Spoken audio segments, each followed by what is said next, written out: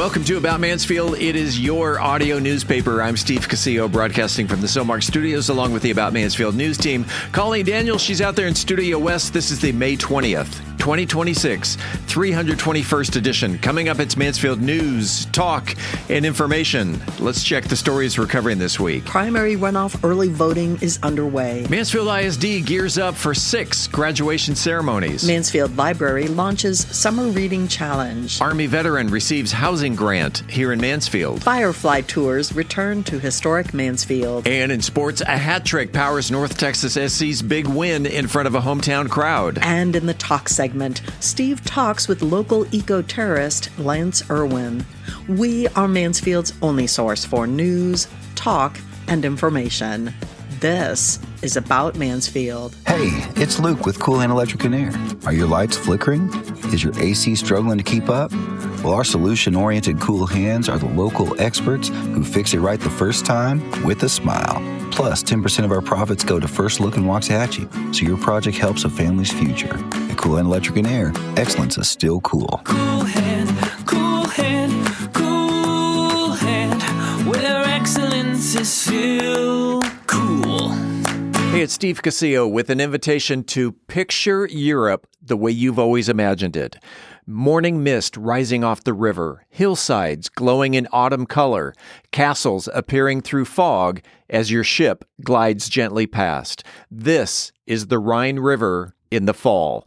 Paradigm Travel Agency is hosting a Rhine River cruise November 12th through the 19th aboard the elegant Ama Lucia, sailing from Amsterdam to Basel. You'll stroll through medieval streets, enjoy warm meals and local wine, and wake up somewhere beautiful every day. No rushing, no repacking, just a relaxed journey through storybook Europe. For more information, contact Claudine at ParadigmTravelAgency.com. Use the promo code MP111226. Looking for a night out that's anything but ordinary? Step into Vault Seafood and Steakhouse, Mansfield's premier upscale dining experience. Savor perfectly aged steaks, fresh seafood, and handcrafted cocktails, all served in a stunning atmosphere. Want more? Enjoy private dining rooms and a cigar lounge for that extra touch of luxury. Vault delivers exceptional flavor in a one-of-a-kind atmosphere. Located at Matlock and Country Club, Vault Seafood and Steakhouse. Unforgettable nights.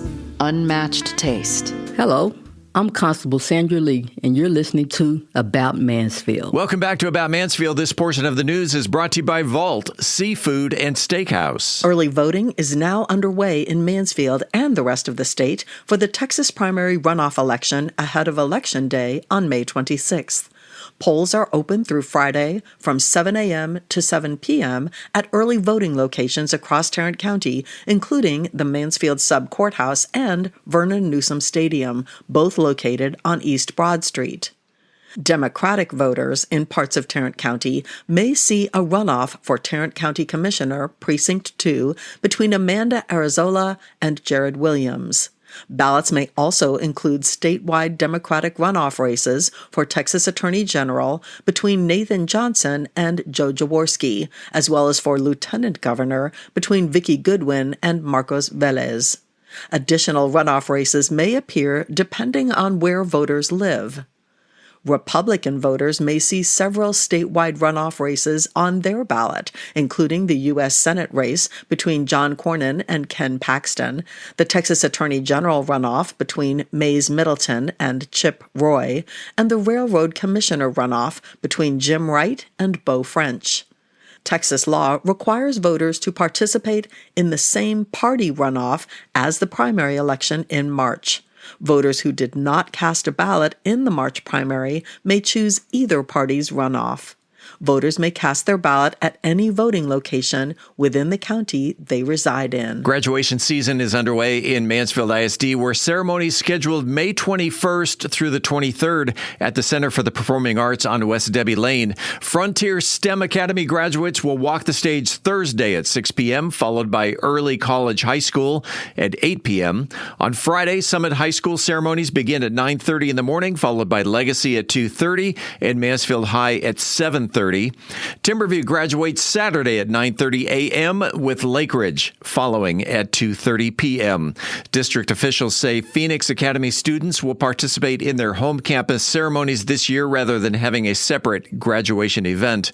All ceremonies will be streamed live online through Mansfield ISD. Guests are reminded that seating is reserved. The venue follows a strict no re-entry policy, and all bags are subject to security screening. And a reminder, traffic around the Center for the Performing Arts will be heavy at times from Thursday evening through Saturday afternoon. The Mansfield Public Library is encouraging readers of all ages to pick up a book this summer as part of its 2026 Summer Reading Challenge. The program runs from June 1st through July 31st and is designed to help prevent what educators often call the summer slide, when students can lose months of academic progress during summer break. Library officials say the challenge is open to everyone, from preschoolers to adults. Participants are asked to read on at least 25 days during the summer. Reading sessions can be as short as 15 minutes or last for hours, and the days do not have to be consecutive. Readers can log books, audiobooks, activities, and reviews through the Beanstack app. Children who complete the challenge can earn prizes, including a free book of their choice. The more reading minutes participants log, the more chances they'll have to win additional prizes at the end of the summer. The challenge is free to join, and a library card is not required. Non-residents may also participate, although prize winners must pick up awards in person at the Mansfield Public Library on South Wisteria Street. All entries must be submitted by 11:59 p.m. on July 31st. Grand prize winners will be selected August 1st. A U.S. Army veteran and her son are settling into a new home here in Mansfield, thanks in part to a $25,000 housing grant designed to help veterans achieve homeownership. Alicia Cannon received the Housing Assistance for Veterans, or HAVEN grant, through the Federal Home Loan Bank of Dallas and Gulf Coast Bank and Trust. The funding helped cover the down payment on the home she purchased last August. Cannon served in the Army as a heating and air conditioning repairer and now works as a civilian project scheduler for the Army. She said the new home has provided stability for her and her 11-year-old son. The Haven program provides financial assistance for disabled veterans, reservists, active duty service members, and Gold Star families. Funds can now be used for down payments, home construction, or accessibility modifications. The Federal Home Loan Bank of Dallas says it has allocated $1 million for the program in 2026, with another round of grant funding scheduled to open July 1st. The Mansfield Firefly experience has returned to historic Mansfield for its 2026 season. Guided evening tours are scheduled every Friday and Saturday from May 15th through June 27th. Host Lewis Harden says the tours give visitors a chance to experience the annual Firefly display in one of Mansfield's historic areas.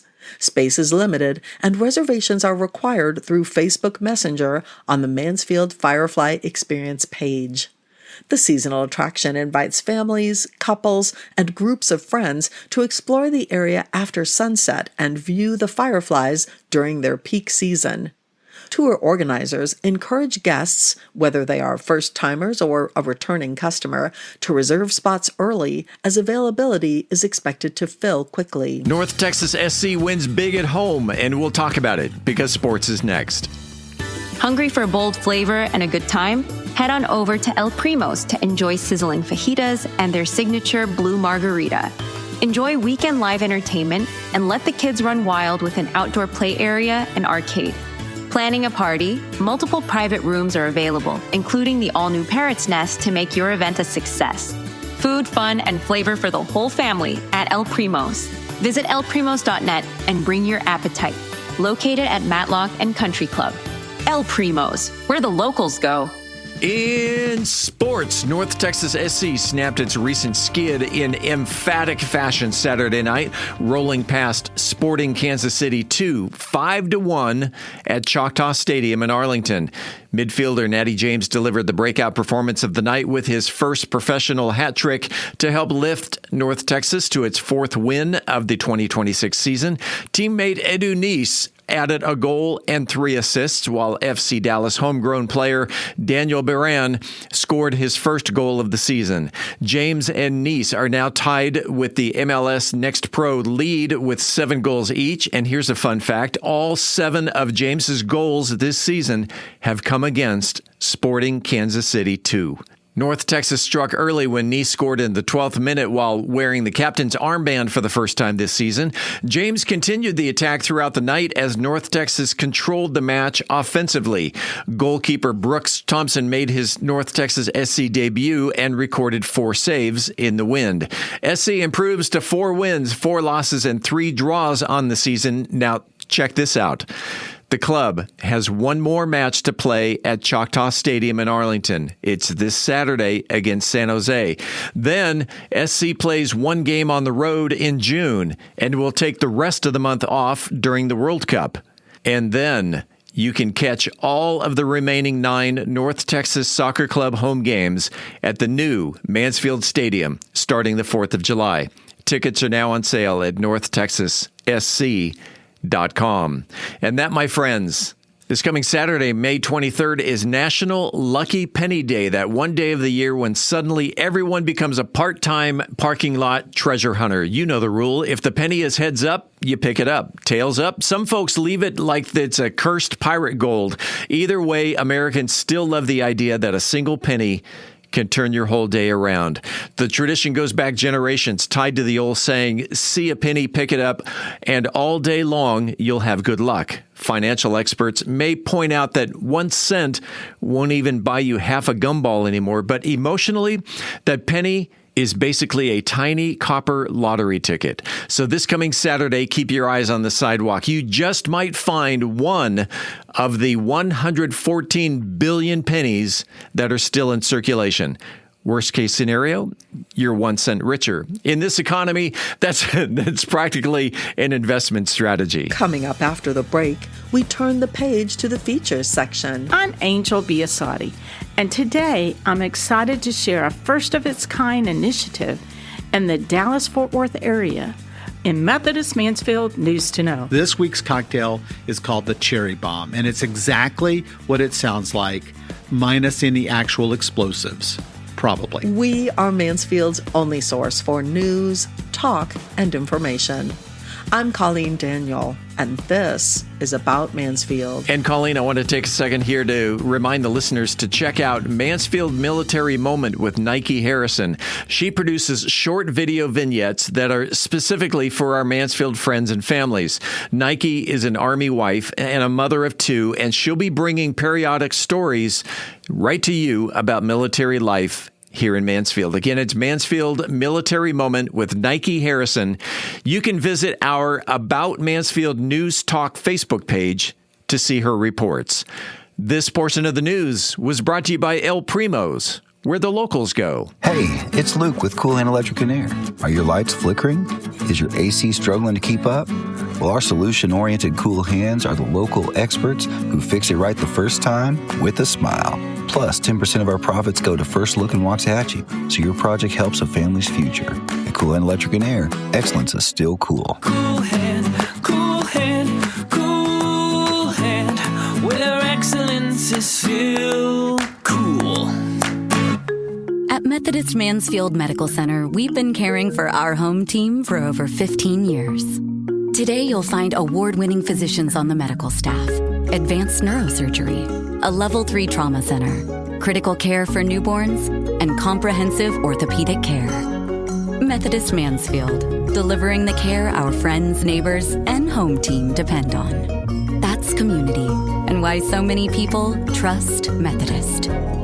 Congratulations to Jason Sullivan, who was the first person to correctly answer last week's Mansfield trivia question.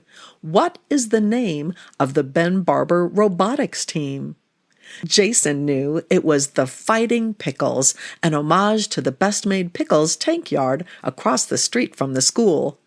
Ah, I love the smell of vinegar in the morning. Smells like victory. Looking for the weekly, highly coveted, wildly popular About Mansfield trivia question? You can find it at its new home on the About Mansfield Facebook page. So, log on to Facebook right now and hit the About Mansfield News Talk page. As always, the first person to email the correct answer will win a $25 restaurant gift card, courtesy of Joe Jenkins Insurance. Good luck. Hi, this is Joe Jenkins with Joe Jenkins Farmers Insurance, specializing in auto, home, commercial, and life insurance. I was born and raised here in Mansfield, Texas. We're active in the community, and Mansfield's a town we really care about.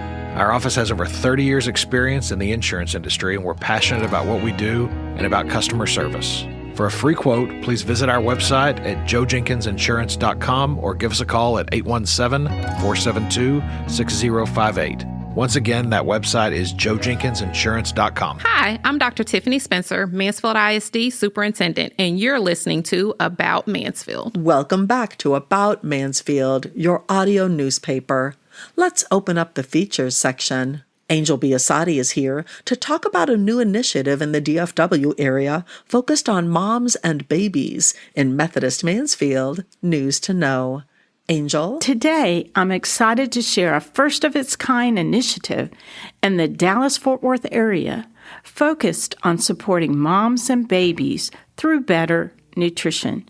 Joining me today is Erica Bender, Clinical Program Director for the Texas A&M AgriLife Institute for Advancing Health Through Agriculture.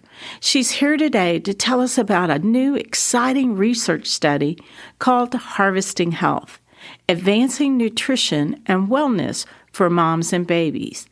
Erica, thank you for joining me here. This is such an incredible opportunity for expected moms.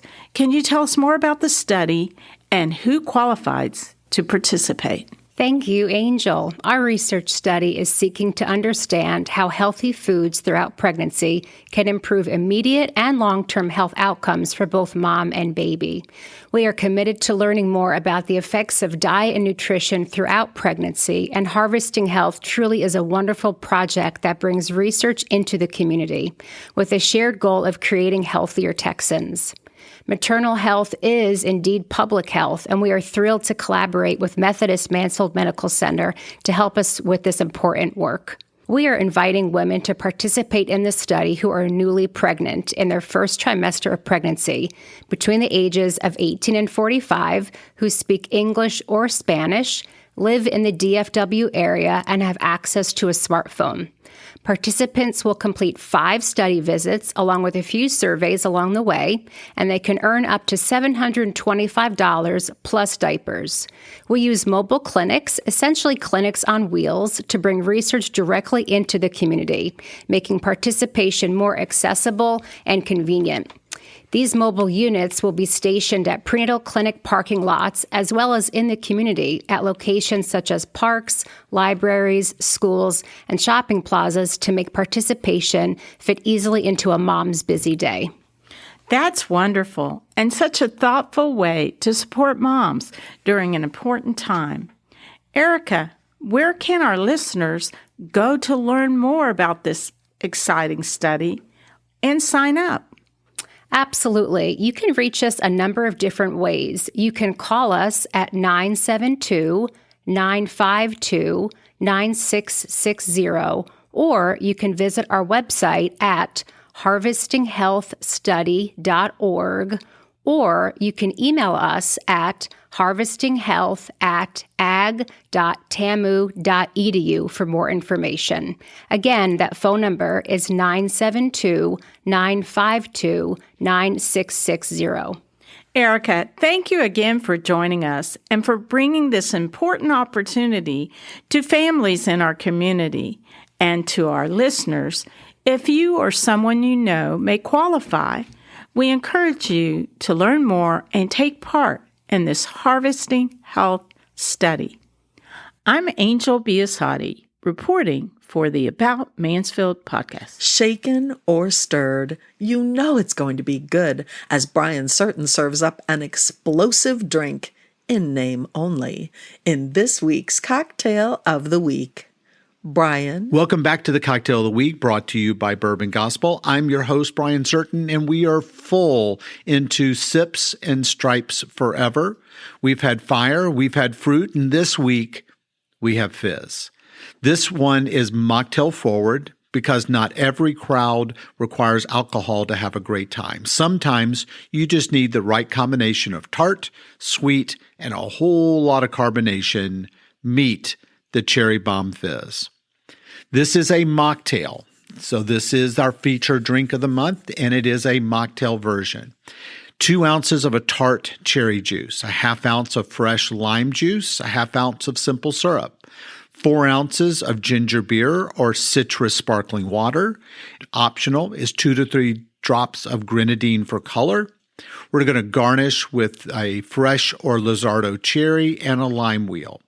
Glassware. I really like this in a highball or sometimes a pint glass, and as always, fresh ice cubes.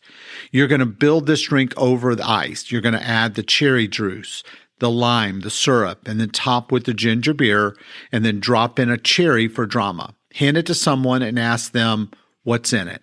Now, if you want to add your cocktail, the alcohol to it, then you would add 1.5 ounces of bourbon to the above, shake with the cherry juice and the lime, then strain and top with ginger beer. The fruit carries the bourbon beautifully. Tart cherry juice has become one of the most interesting ingredients in the modern mocktail development, not because it's trendy, but because it actually tastes like something. It has depth, it has structure, and a natural tartness that holds up against the ginger beer the same way bourbon does. In the cocktail world, cherry has a long history, from the Amarino garnish to the Shirley Temple to the Manhattan. But fresh or tart cherry as a base ingredient, that's where things get interesting. The Cherry Bomb name is a nod to the classic candy, but also to the spirit of late May. Loud, bright, and a little too much fun. But sometimes the best version of a drink doesn't need to be the strongest one. It just needs to taste intentional, crafted, worth making, and this one checks every box. As always, I'm open to hear your take and your input. You can reach me at brian@bourbongospel.com. And until next week, as America's story writer Mark Twain said, too much of anything is bad, but too much whiskey is barely enough. Reporting for the About Mansfield podcast, I'm Brian Certain. We're back in 60 seconds with Steve's in-studio talk with local eco-terrorist Lance Irwin. Imagine a city where innovation knows no bounds, where dreams take flight, and the future unfolds before your very eyes. Welcome to Mansfield, a beacon of growth and a testament to vision. In the heart of Mansfield, a remarkable transformation is underway. But it's not just about the physical landscape. It's about the spirit that drives us forward. A spirit of collaboration that bridges cultures, a spirit of entrepreneurship that fuels prosperity, and a spirit of community that binds us as one. Mansfield is more than just a place. It's a canvas where diversity paints the picture of progress. From art festivals that ignite creativity to tech hubs that redefine boundaries, this city celebrates every voice, every passion. Mansfield, where growth knows no limits and the vision is limitless. Brought to you by the unstoppable spirit of the Mansfield Economic Development Corporation. Hi, I'm Dr. Tondra Grimble with Stim It Up Sports, and you're listening to About Mansfield. Welcome back to another segment of About Mansfield. I'm Steve Casillo as we make the transition from news to talk. And this week, we are calling it Confessions of an Eco-Terrorist. Now, by definition, an eco-terrorist is a person or a group that uses violence, sabotage, intimidation, or criminal acts in the name of environmental causes. This is not the case with my guest. The definition continues with the term can be exaggerated or used in a derogatory way to discredit a person. That is where we pick up the conclusion of our conversation with author and self-proclaimed eco-terrorist Lance Irwin. Enjoy. Lance Irwin, you are a community advocate for the environment. I'm an eco-terrorist. You're an eco-terrorist. At least that's what they called us. At least that's what they called us back in up in Denton. Describe what is an eco-terrorist, because is that even in the dictionary? Now, that means people who would go out and protest, or people who would get involved in going to City Hall and speaking out against some of the shenanigans that were going on with the fracking industry and some of the corruption that was going on within our state with the regulatory agencies. But protesting it shows you have passion. Right. If you're not protesting, it means you either don't care or you're going along with it. Yeah, I think the terrorism part comes in because you're scaring away their money. Okay. In 2013, there were some news articles that you got involved in the fracking industry. Now, you did not get involved. You protesting the fracking industry. Yeah, it wasn't so much walking around with a sign so much as doing a hell of a lot of research online, pulling up Freedom of Information Act from TCEQ, the Railroad Commission, and being one of those crazy people who would put it up on the wall with the red string, connecting the dots, seeing that the right hand doesn't know what the left hand is doing and them contradicting each other. Yeah. We know what's going on. We know they lie about what's going on, but we prove it what's going on through their own documentation. And then we would also go to City Hall because we had a lot of problems with a driller that was behind us. That was they didn't follow the rules. And this in your own neighborhood? In my own neighborhood. In Mansfield? In Mansfield. Okay. And this was the same operator that really blew up Denton. Give me some examples of what they were not doing properly. They were supposed to be flaring their emissions when they released the gas from these wells. Flaring, which means they're burning off all those toxic chemicals, cancer-causing chemicals. Instead of just blowing it out into the air, they're supposed to be running it through combustors. So when you're out in traveling out on I-20 in Midland and you see all these essentially fires in the air, that's what they're doing, is burning off? Yeah, if you see a fire in the air, that means that they're actually following the rules and that they're combusting those toxic chemicals that are coming out. Okay. So they were not flaming out their toxins? No, they were trying to use a loophole that was within our own city, saying you could not use combustion units within a certain distance, and that distance happened to be very close to the Performing Arts Center. So they took it upon themselves to say, well, we don't need to do this because it's close to that, without any communication to the city. It got to a point where there was an old couple in our neighborhood that just said they just got completely sick from the fumes. There were times that you could smell it, almost like CS gas. I can't stand a bully. I can't stand when I see people get run over. And I decided, damn it, I'm going to do something about it. And I started pulling all the information I could together. I didn't know anything about the subject, but I started to learn fast. And I studied it, and I figured out what was going on. They weren't following the rules. They didn't even have shutoff valves in case there was an accident. And they did have a blowout. There was a neighborhood that was planned to be around this. It was zoned completely improperly. It's one of the biggest gas pads and compressor stations all in one in the state. You look at it on the Google Maps, and it's massive.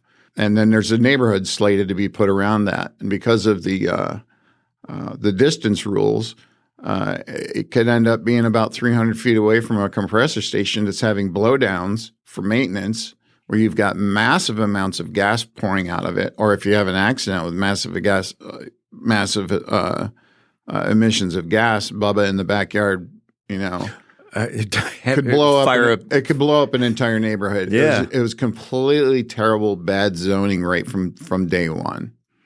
And it was the more you found out about it, the more it was not just an operator that was a bad operator, which was doing a huge revamp of that entire area, but you also had compressor stations there, which, moved the gas along the pipes. And the previous owner, they were not very good. The new owner was pretty good. He communicated with us. He would let us know when there would be blowdowns and things like that. But when you dig through the records, you find out that there was a lot of regulation that was just getting ignored. You'd call the TCQ or the RRC, and they're owned by, our regulators are owned by the industry in the state of Texas. It's called a regulatory capture. Mm-hmm. The state of Texas is owned by the oil and gas industry. And it seems like they'll do anything to protect their worst operators from getting busted to protect the industry. So it's not that I'm against oil and gas, but I am against oil and gas when it starts to affect the people around them. And this is the same company that was doing business in Denton. Yes, that was. There were old wells up there. They bought the leases to those old wells that weren't being used anymore. They decided with the new technology, which is pumping more chemicals down into them, that they could get a little bit more gas out of them. Those happen to be in people's backyards, basically. Mm. They built the houses around them. Nobody ever knew they were there. They bought the leases. All of a sudden, a big tower goes up behind them. There's fumes all over the place, and it turned into a nightmare. And it got to a point where that entire community got behind the people who were really getting screwed over, and they put it on a ballot, and they voted it, fracking, out of Denton. That's when the state stepped in, and things started to get crazy. How long were you an eco-terrorist? Well, I was always kind of an advocate for people that were getting run over by corporate interests. Yeah. I really started out with, taking an interest in, food additives, things like saccharin, things that cause cancer. Sure. My biggest fear was getting cancer from the food industry and crooked regulators. Red dye number 5. Red dye number 5. And it was something that I was always terrified of is getting cancer someday from something that, was snuck through the FDA. I just took interest in it. Yeah. Here I am with stage 4. So I guess I was right to be a little bit afraid.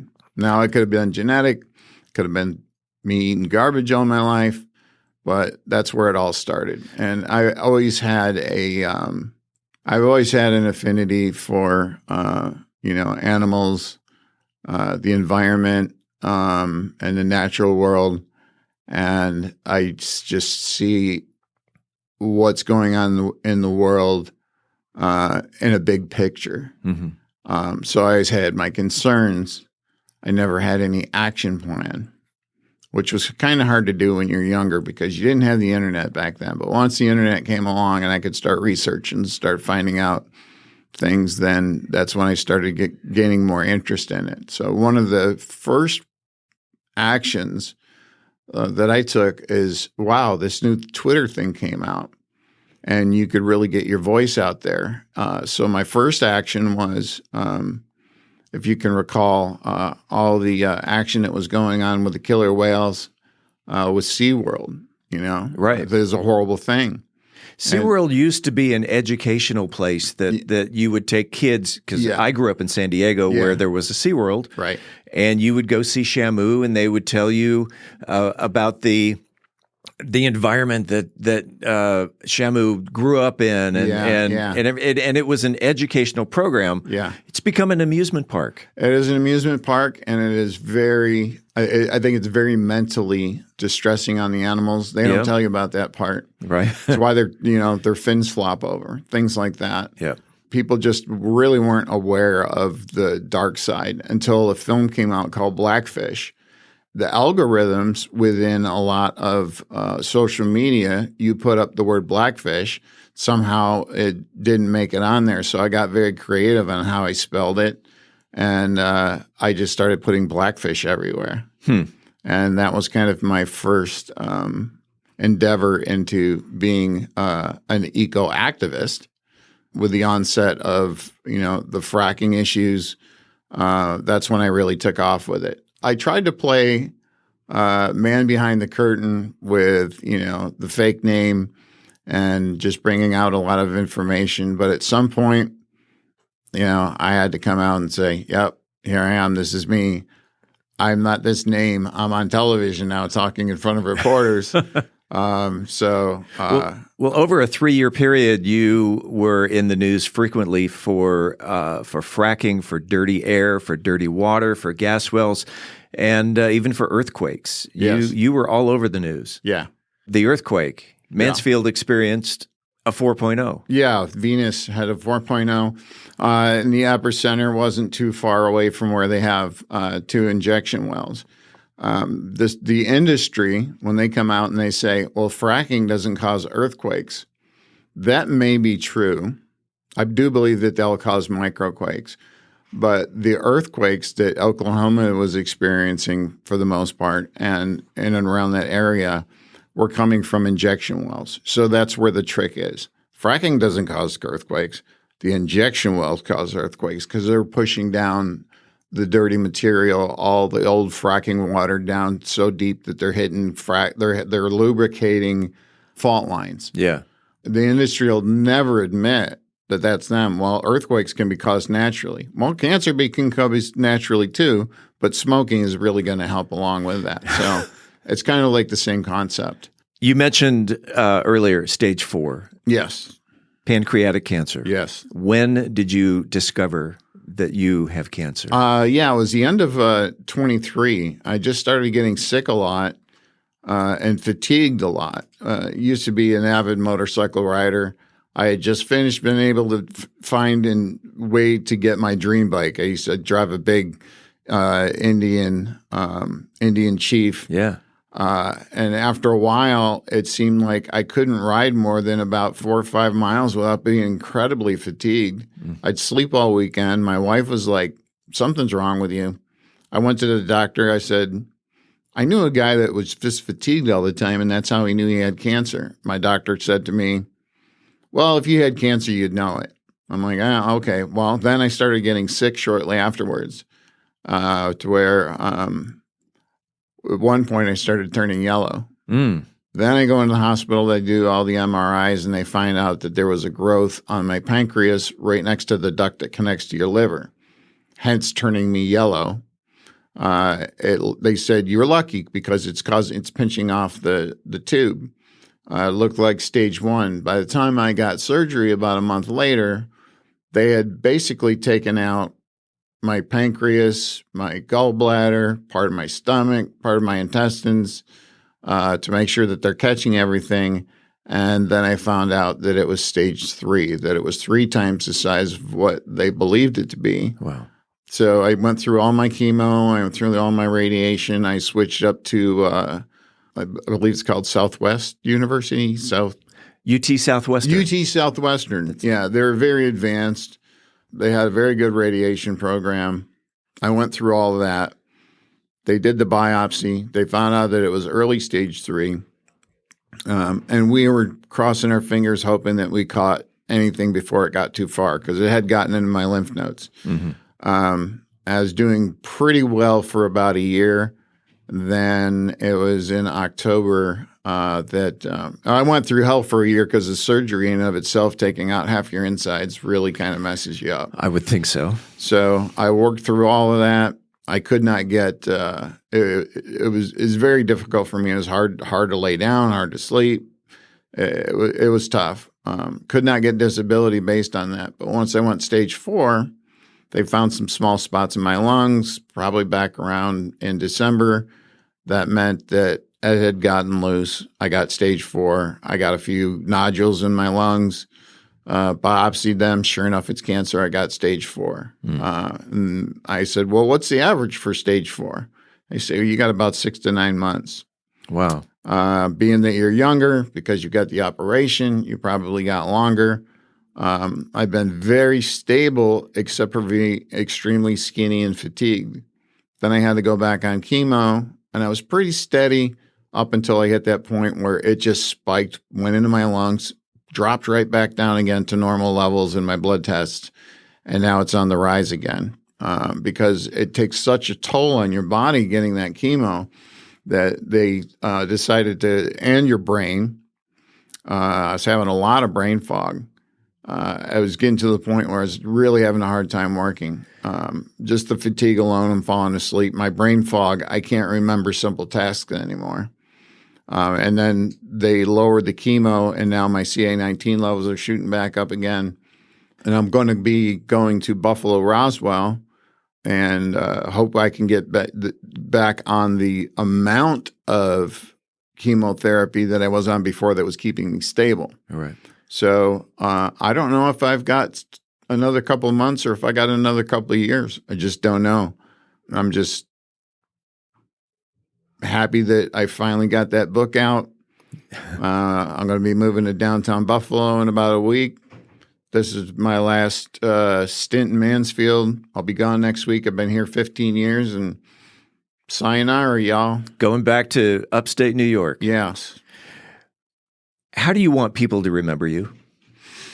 Yeah, I'm not really sure about that, but I think I think half of this town really loves me, and I think the other half really hate me, and it comes down to that political division. And I've been seeing that in a lot of the feedback that I've been getting from people across social media.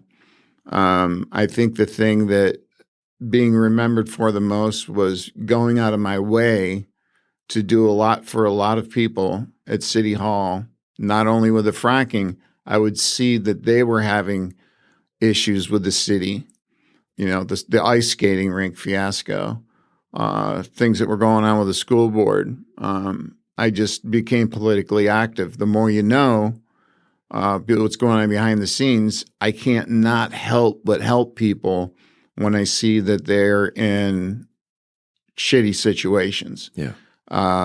So I stayed politically active even after the fracking stuff. I went out of my way to help people that were getting run over and expose corruption. It was just in my nature. I want to be remembered to be that guy. And a lot of people have already reached out and have told me, you're that guy. So that's probably what I want to be most remembered for. Someone who cared. Someone who cared about his community and the downtrodden and the people who were bullied. I want to be remembered as the guy who went out and fought that fight for them. As far as the illustration and all that goes, that's just nothing in comparison. So I'm kind of proud of all the trouble that I've caused in this neighborhood through Facebook. You've caused trouble? Yeah. Come on, Lance. I've managed to drag many people out into the weeds where I wanted them. Yeah. To kind of expose some of the corruption that would go on in the city. A lot of that has come out through a lot of diligent work between me and some other people. And it isn't that I'm politically one-sided and it's a political thing. It's about a corruption thing, and it's about what's right. I am friends with Republicans. I am friends with Democrats. And people in the middle. And people in the middle. And if there's the good fight to be fought, I'm one of the first ones out there to fight for them. Even when they're too afraid to go out and speak out against things that are being done to them, I don't give a shit. Yeah. I just go out there and fight. And my wife's not happy about it, but I'm compelled. It's in my DNA to help people that are being bullied. And when you've got nothing to lose, then you go out with guns a-blazing. Yeah. I would go out with guns a-blazing with a lot to lose. Now that I've got things to lose, yeah, I'm walking away from all of it. I went off of Facebook for a couple of years just because it was just becoming too much time consuming to be fighting with City Hall all the time. And then what brought me back was vouchers. Yeah. Once the voucher issue started back up, Patriot Mobile, Christian nationalism, and all that stuff was creeping into our city. That's when I got back on Facebook and started doing what I do. Fighting the fight. Fighting the good fight. And I'm friends with people on both sides, working behind the scenes and in front of the scenes. The guy with the balls to go out there and say it like it is. When you moved to New York, Will you keep in touch? I will probably keep in touch with all my Facebook friends of all the friends that I've made here in Mansfield and made some very deep connections. I have a thing we call the Breakfast Club. Yeah. It's myself and 4 other women who are, it was a politically active club that ended up becoming an incredibly tight friendship. I'll definitely stay in touch with the 4 of those girls. One of them used to come out and see me every time I had chemo when I was out here in Mansfield. We just became a very tight group, and we have breakfast every now and again. I'll definitely stay friends with them forever. Yeah, and I'll still have my connections out here through Facebook. Lance Irwin, eco-terrorist, guy fighting the fight. Artist. Author. Cryptids, Aliens, The Odd, available on Amazon. Look him up on Facebook, the Facebook page, Cryptids, Aliens, The Odd, by Lance Irwin. Lance, I know you and I have only gotten together once. We had breakfast maybe a year ago. Yeah. I enjoy reading about you on social media, and Godspeed to you. Have a great time in Buffalo, and let's keep in touch on Facebook. Yes, sir. Thank you very much, Steve. Thanks for being on About Mansfield. Okay, thank you. Coming up next week on About Mansfield, we will talk in studio with yet another fine Mansfield resident. You'll just have to tune in to find out who it is. In the meantime, this is the place where you will hear the latest Mansfield news, talk, and information. Until then, don't forget to like, follow, subscribe, share, love, or support this podcast if you haven't already, so you never miss an episode. It's free and it's easy. Head on over to our website, aboutmansfield.com. Enter your email address right there on the homepage. We will never, ever send you any spam. We promise. About Mansfield is recorded at Podcast Mansfield Recording Studio. Hosts, Steve Casillo and Colleen Daniel. Moment with the Mayor, Michael Evans. Methodist Mansfield News to Know, Angel Biasatti. Cultural Arts Calendar, Tim Roberts. Cocktail of the Week, Brian Certain. Mansfield Military Moment, Nike Harrison. Post-production editing, mixing, and mastering, Steve Casillo and Andrew Miner. This podcast is copyrighted by Podcast Mansfield Recording Studio and is intended for the private use of our audience. Any other use of this podcast without prior written consent is strictly prohibited. On behalf of the entire news team, I'm Steve Casillo, and this is About Mansfield.